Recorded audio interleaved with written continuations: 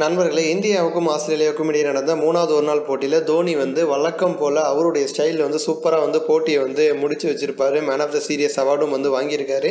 தோனியுடைய எதிர்காலம் அவ்வளோதான், உலகக்கோப்பையில் அவருக்கு வாய்ப்பு கிடைக்காது, அந்த மாதிரி தோனிக்கு எதிராக விமர்சனம் பண்ணவங்க எல்லாருமே வாயடைச்சு போகும் வகையில் பார்த்தீங்க அப்படின்னா 3வது ஒருநாள் போட்டியில் தோனி அபாரமாக விளையாண்டுருப்பார். தோனிக்கு பொதுவாக ஒரு பழக்கம் ஒன்று இருக்குது. பொதுவாக இது மாதிரி வெளிநாடுகளில் போயிட்டு கிரிக்கெட் போட்டிகளில் அவர் விளையாடும் பொழுது மேட்ச் முடிஞ்ச பிறகு பாலை எடுத்துகிட்டு வருவார். எதற்காக அப்படின்னா பயிற்சியாளர்கள் கிட்ட கொடுத்து பாலோட தன்மை எப்படி இருக்குது, ஆடுகளத்துக்கு எந்த மாதிரி பால் பிச்சாக இருக்குது அப்படிங்கிற விஷயங்கள் எல்லாமே டிஸ்கஸ் பண்ணுவார்.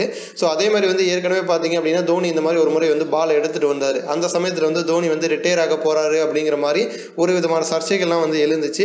அதே மாதிரி பார்த்தீங்க அப்படின்னா இப்போ திரும்ப ஆஸ்திரேலியாவுக்கு எதிரான 3வது ஒரு நாள் போட்டி முடிஞ்ச பிறகு தோனி பாலை எடுத்துகிட்டு வந்திருக்காரு. எடுத்துகிட்டு வந்த உடனே பார்த்தீங்க அப்படின்னா அவர் சஞ்சய் பங்கர் கிட்ட பாலை கொடுத்துருக்காரு. இதுவும் எதற்காக அப்படின்னா போட்டியோட தன்மை குறித்து தெரிஞ்சுக்கணும் அப்படிங்கிறதுக்காக தான் தோனி இந்த மாதிரி செஞ்சிருக்காரு.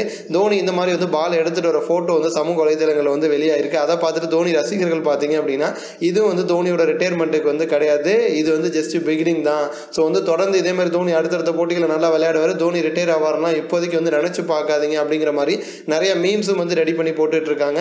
இது போன்ற இன்னும் பல ஸ்போர்ட்ஸ் செய்திகளை தெரிஞ்சுக்க ரெட் கலர் பாக்ஸாக கிளிக் பண்ணி நம்ம சேனல் சப்ஸ்கிரைப் பண்ணுங்கள். கூடவே பக்கத்தில் இருக்க பெல் சிம்பலையும் கிளிக் பண்ணி எங்களுடைய அப்டேட் செய்திகளை உடனுக்குடன் தெரிஞ்சுக்கோங்க. நன்றி.